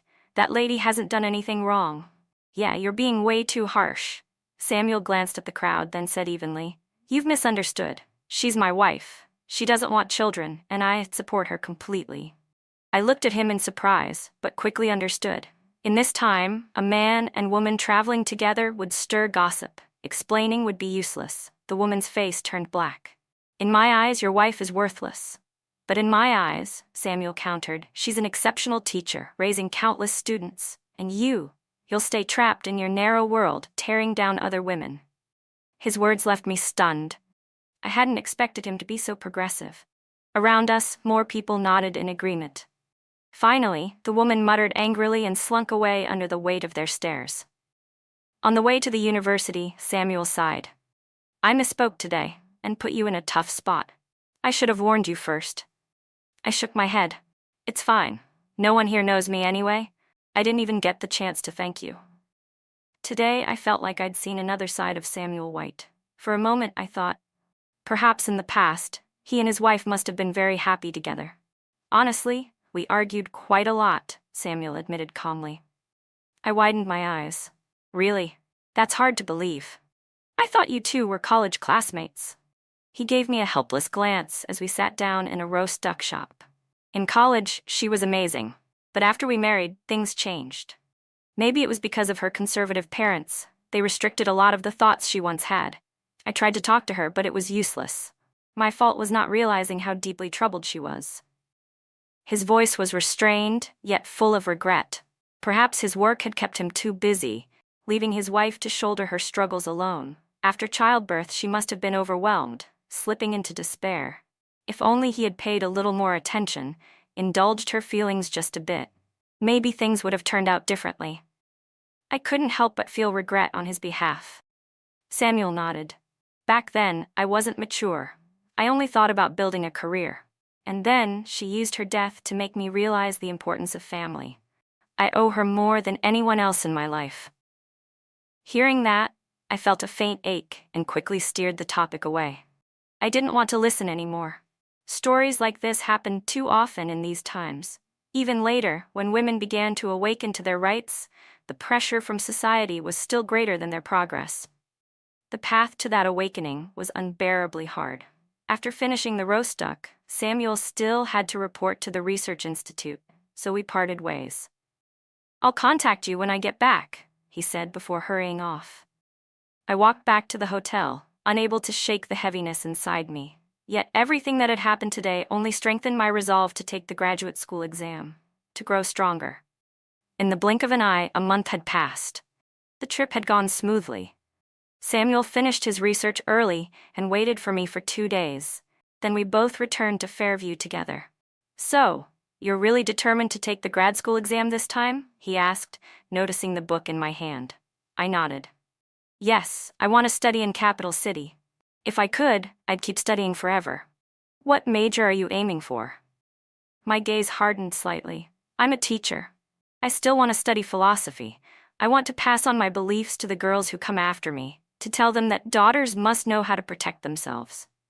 Even if their parents never teach them self-respect, they must teach themselves to value and love who they are, to remind themselves that they are the most important and not let anyone manipulate their spirit. The path may be hard, but with persistence, one by one, people will change. Like a frog in warm water, it takes time, but things will eventually get better. That sounds incredible, Samuel said with a half smile. Then I'll entrust Lily's outlook on life to you. I immediately answered, Of course. Lily might not have her birth mother anymore, but since she had once called me Mom, I would do everything to help her grow well. And after we get back, do you have any other plans? Samuel asked suddenly. I paused. I'll keep teaching at the school, at least finish this semester. Sometimes I feel like my decision was a bit rushed. I feel guilty toward the students I've only taught for one term, but people need to move forward, and so do I. Only when I improve myself can I have the right to treat others better. Then let me wish you success in your exams first, Samuel said, not pressing further. Just then, Miss Vu appeared, her eyes lighting up with curiosity. Comrade White, where are you from? Until now, I only knew you were a college classmate of Miss Chloe. Seeing the admiration in her eyes, I cleared my throat softly. Miss Vu, you seem a little excited today, don't you? Samuel White glanced at me, paused for 2 seconds, then answered calmly, I'm Chloe's neighbor. At that, Miss Vu's eyes widened in surprise. Miss Chloe, you're really blessed with good neighbors, huh? I didn't quite understand her reaction at first. Comrade White, how old are you? Where's your family from? Miss Vu's smile grew even brighter. I suddenly realized she wasn't asking out of courtesy, she was actually interested in him. Samuel smiled. I have a daughter. Hearing that, Miss Vu's jaw dropped wider than an egg. You're married? Something like that, Samuel said evenly. Beside him, I couldn't help but quietly chuckle. Maybe Miss Vu had rarely met someone she found appealing, only to discover she was a step too late. Miss Chloe, why didn't you say anything beforehand? I was even planning to introduce my cousin to Comrade White. Miss Vu blurted out, cheeks flushed red with embarrassment. I stifled a laugh. How could I have said anything? You showed up so suddenly, I barely had time to react. Besides, if your cousin is open to someone who's been through a divorce, they could still get to know each other. Samuel shot me a look, clearly aware that I was enjoying the scene a little too much. Miss Vu froze. Wait, you mean Comrade White is divorced? Samuel shook his head. That's not something I want to discuss, and I have no intention of remarrying. I wouldn't want to waste your cousin's time. It was a polite refusal, but firm enough. Miss Vu bit her lip, clearly disappointed, and let the matter drop. Still, she cast me a sidelong glare. Miss Chloe, once we're back at school, I have a few educational matters to discuss with you. I only shrugged. I'm sleepy. I'll be turning in first. And so, with little teasing moments like these, our train ride of 7 days and 7 nights finally ended. At dawn, we arrived back at Fairview Station. See you tomorrow at school, Miss Chloe? Miss Vu waved as her family came to pick her up. I waved back helplessly, thinking the first thing she'd probably face at home was another round of blind dates. Just a short distance outside the station, a cheerful voice rang out. Mom! I turned and saw Lily struggling in her grandparents' arms, kicking to be let down. The man walking beside me quickened his pace, his voice hoarse with emotion. Lily! I froze for a moment. It was the first time I'd ever seen Samuel so shaken. Even when he had spoken of his late wife, he hadn't shown this much raw feeling. Clearly, Lily was the most precious part of his world. Mom, I missed you so much. Lily was in Samuel's arms for barely 2 seconds before wriggling free, rushing toward me instead. I quickly set down my luggage, greeted Mr. and Mrs. White, then gathered Lily into my arms. You've had a hard time, Chloe, Mrs. White said gently. Come now, Lily, let your foster mom rest. But Lily clung tightly to me, unwilling to let go. I could feel her deep-seated insecurity, so I gently patted her back. It's okay, Mom's back now, we'll have plenty of time to play together. Really? Lily asked hesitantly, tilting her head up at me. With no other choice, Samuel picked up the luggage while I carried Lily home. Mom, Grandma and Grandpa said they'll take me to kindergarten tomorrow. Can you come with me? She pleaded, clutching my hand, her little face clouded with worry. I paused. Of course I can, and once you're older, you'll join my class, but I'll be very strict then, you know, I teased gently. She pouted, then broke into a giggle, her sensitivity and sweetness shining through. You've done so much already, Chloe. Come by for dinner tomorrow, Mrs. White said warmly. She knew I had just returned and didn't insist on keeping me longer. I looked down at Lily and smiled. Don't worry, you're my daughter now. People say a teacher for a day, a father for life. If I've become your foster mom, I'll do it wholeheartedly. Be safe on your way home. Samuel walked me to the door. I pressed my lips together, smiling softly. Isn't that a little over the top? I live right next door. If Lily wants to see me, just send her over. My parents are free too. They'd love having a little one around the house, I said lightly. Suddenly it occurred to me, maybe I wouldn't have children of my own in the future. Being an only child, the thought had always lingered in the back of my mind. Perhaps letting Lily fill that place of closeness wasn't such a bad thing after all. Samuel froze for a few seconds, then simply nodded. All right. Satisfied, I turned to leave. I caught a glimpse of him shaking his head helplessly behind me, though the corner of his lips curved in the faintest smile. But only a few steps from home, I ran straight into James Turner, an uninvited guest I had long since pushed out of my thoughts. Honestly, I hadn't even remembered he might still be lingering here. I had been away for a whole month, yet he was still around. Chloe? His eyes no longer carried the sternness of before, but instead held a glimmer of hope. I regarded him coolly. Why are you still here? Don't you have work? James fumbled, half nodding, half shaking his head. Chloe, I really know I was wrong. These days I've done nothing but hide in the shadows, hoping to catch a glimpse of you in the crowd. I waited and waited. Orders to return came, but still, I didn't see you. I started to wonder, had you really left for good? I never imagined, just the day before I had to go back, I'd see you again. But I didn't dare come closer. You were with family, with Samuel carrying a child and laughing happily. That should have been me beside you, not him. I gave him a faint smile. James, there's nothing between us anymore. Right or wrong on your part has nothing to do with me. I can face you calmly now because I've already forgotten it all. Still, I should thank you. Without you, I wouldn't have woken up so quickly. You made me understand that while men aren't all unreliable, you are. So from now on, I'll only rely on myself. And about you troubling my parents, I know, but I won't hold it against you. Just leave. My heart was steady, without gloating, without amusement, and without any sense of victory. From the beginning, he and I had never shared the same path. My happiness came from making the right choice for myself, not from watching him bow his head. If that were the case, my heart would still be chained to a man, and my decision would lose all meaning. James's eyes reddened. He shook his head desperately. No, I haven't even apologized yet. I know Anna misunderstood you, and I only ever listened to her side. Chloe, please, give me a chance to make it right. But the more sincere he sounded, the calmer I became. I already gave you that chance. You just didn't value it. Understand this, James. No one will stand in the same place waiting for you forever. Whatever last bit of attachment I once had dissolved completely like snow melting underfoot. His knees buckled and he collapsed onto the ground, horror filling his eyes. Impossible. You loved me so much. It was just one argument. How could it come to this? He mumbled like a broken man. I only found it laughable. Because you never truly admitted your faults. A man like you is destined to live alone. With that, I turned away, leaving him behind. Chloe? His voice called after me, soft and desolate, just like that day at the train station when he had shouted endlessly but never once made me turn back. This time, James finally seemed to believe it. He had lost me for good. Who's there?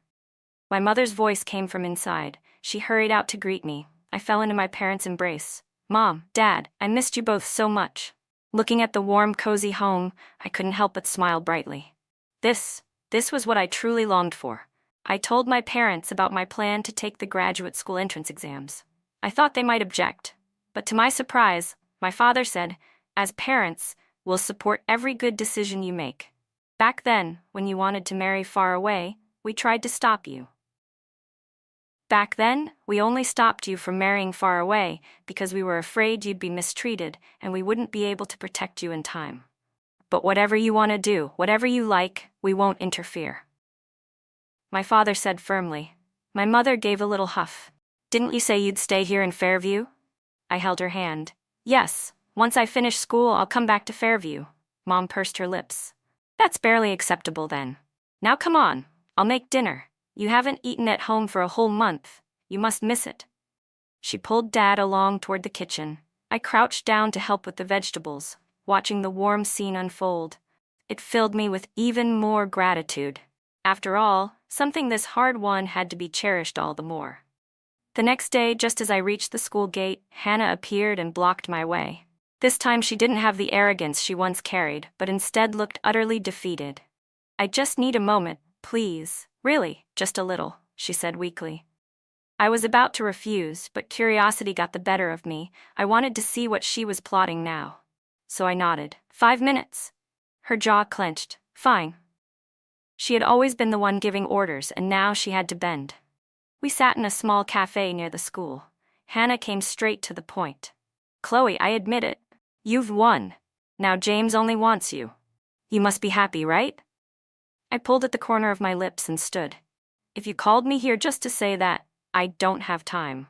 Grinding her teeth, she grabbed my sleeve. I won't fight you anymore. You can have James. He's in pieces right now, even calls your name in his sleep. I'm letting go, Chloe. I'm giving him to you. I narrowed my eyes, finding it almost laughable. What I don't want, I definitely don't need from you. Her face froze. What do you mean? I mean, James and I are done. Whatever happens between you and him isn't my concern. You schemed to come between us, so be ready for the outcome. Don't dump him back on me like some piece of garbage. You started this mess. You clean it up. I'm not your trash bin. Her whole body trembled with rage. She jumped up. What gives you the right to talk about him that way? I rose too. Everything that happened was because of you. With that, I turned and walked out of the cafe, leaving her words behind me. From that moment, the past was truly over. Time slipped by, and I never saw James again. Maybe he had finally left. These days, sometimes Samuel would come to pick me up after classes, bringing Lily along. It had become a quiet routine. But this time, he came alone. Why just you today? I asked, glancing around, half expecting Lily to jump out from behind something. He gave a small smile. Because I have something I want to talk to you about, so I didn't bring her. I blinked in surprise and nodded. What is it? Let's walk. He started ahead. I followed, puzzled by his silence. After a few minutes, he suddenly stopped, turning to me with a complicated look. Chloe, have you ever thought about remarrying? I shook my head almost instinctively. No. He froze, clearly not expecting such a quick answer. I realized immediately what he meant, and a flush crept up my cheeks. I turned my face aside in embarrassment. So Samuel had feelings for me. He cleared his throat. Lily's close with you, and my parents have been pressing me to find her a mother, so I... His voice trailed off awkwardly, as if using them as an excuse softened the weight of what he wanted to say. I see. I gave a small, forced laugh, then steadied myself and looked straight at him. Samuel, I really don't intend to remarry. My parents aren't pushing me either. If I could, I'd rather not marry again for the rest of my life. If you're just looking for someone to appease your parents, then you've chosen the wrong person. We had both been circling around the truth. He fell silent, his eyes still carrying a hint of surprise. I went on, firmly. But Lily will always be my daughter. No matter how many mothers she may have in the future, that's a promise. Samuel took my quiet refusal with a small smile. That's fine then. We exchanged a couple of awkward laughs, and before long we reached the housing compound. The words left unsaid were left hanging, destined to stay in that day. I thought to myself, that's enough. No need to make it heavier.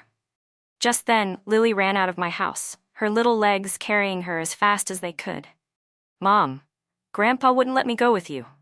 She puffed up her cheeks in protest. I chuckled and ruffled her hair. That's your dad's fault, not mine. Watching us, Samuel's lips curved into a faint smile. The road ahead was still long, but maybe this was enough. The setting sun stretched our shadows across the ground.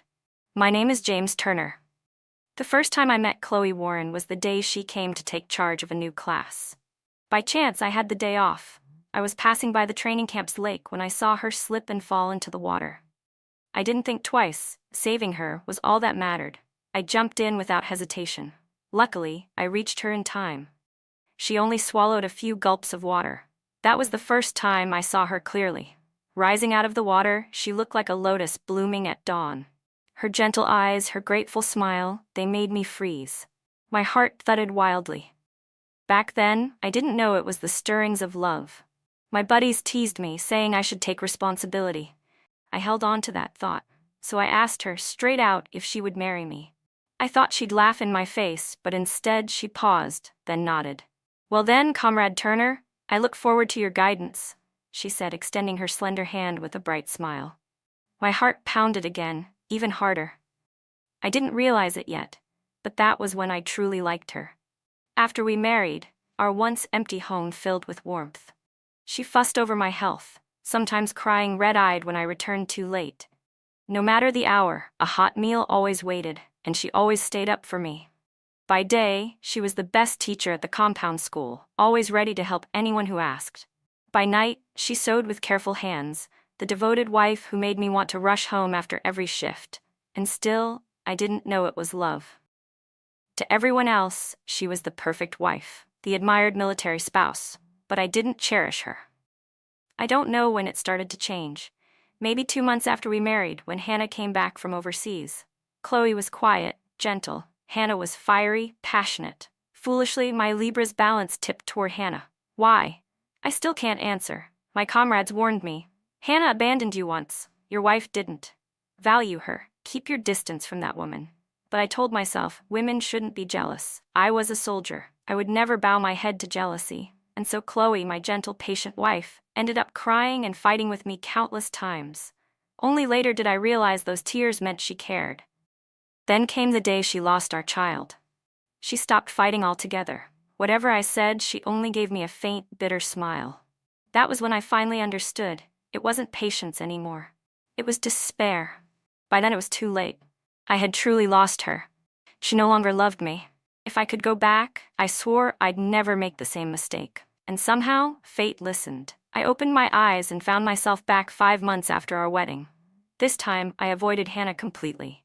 I came home on time every day, determined to be good to Chloe. At first, her eyes flickered with surprise, then with joy. Later, our son was born. Sweet, obedient, a beautiful child. I took Chloe back to Fairview so she could stay close to her parents. Every leave, I came straight home. Eventually, I even requested a transfer to Fairview, settling there permanently. Her parents were pleased. I was truly happy. But then I'd wake in the dead of night, heart pounding, and realize it had only been a dream. I had lost Chloe forever. My name is Lily. I have a foster mother named Chloe Warren, but I only call her Mom. From the time I was little, she treated me with love. She always told me never to forget my real mother, because without her, I wouldn't exist. When I was 4 years old, Mom passed her graduate exam in North City. I was gone for 3 years, but during those 3 years, Mom never once forgot me. She sent me toys, books, and everything else a child could want. Afterward, she continued her doctorate. Because my grandparents were getting old, she decided to return. By day, she taught her students. By night, she taught me knowledge. She said, "You must learn to protect yourself. Don't trust every word people say. The world doesn't teach boys not to bully girls, but you must learn to defend yourself." When kids teased me for not having a mother, my foster mom stood up for me. I was lucky. I had 2 mothers, one who gave birth to me and one who raised me. She never avoided the subject. She always told me my birth mother was a wonderful person, someone I should remember forever. Mom was beautiful, but she never remarried. Once I asked my dad, "Is it because Mom wouldn't marry you that you never remarried?" To me, Dad was an accomplished researcher. I thought he and Mom were perfectly suited. But Dad only said, "Your foster mom is more advanced in her thinking than I'll ever be. I don't deserve her. From the moment you called her Mom, she was only your mom, nothing else." Because of her, I grew up surrounded by love. She was strict, but what she taught me most was independence. Never to repeat mistakes, always to walk my own path. To me, she was the model of a new kind of woman, strong, fearless. I was proud to call her my mother. Later, she became a university president. Her motto was, "Protect yourself from childhood, free your mind from within." I lived a happy life. Once, I dreamed of my birth mother. She said, "Seeing you live like this, I'm at peace. Please thank your foster mom for me." People often praised my father for being loyal to his late wife. But I knew he had feelings for Mom too. Still, she was someone destined for greater things, someone who never belonged to anyone. When I grew up, I understood. I had 4 grandparents, a father and a mother who raised me. I was truly blessed. If there's a next life, I still want to be her child. 55 years later, Chloe Warren was 70 and retired, but she never gave up learning. Looking back, she never again saw James Turner or Hannah Hart. One never married, the other married in haste. "Chloe, how about braised pork tonight?" came Samuel White's voice behind her. "Not too much, Lily. Mom has high blood pressure," Lily chimed in. Chloe smiled. All right, I'll listen to you. She and Samuel never confessed feelings outright, but in old age they lived together, because that was Lily's wish. Chloe felt her life had been good. She had proven that a woman didn't need a man to live fully. All she needed was herself. At any point in life, a person can begin again,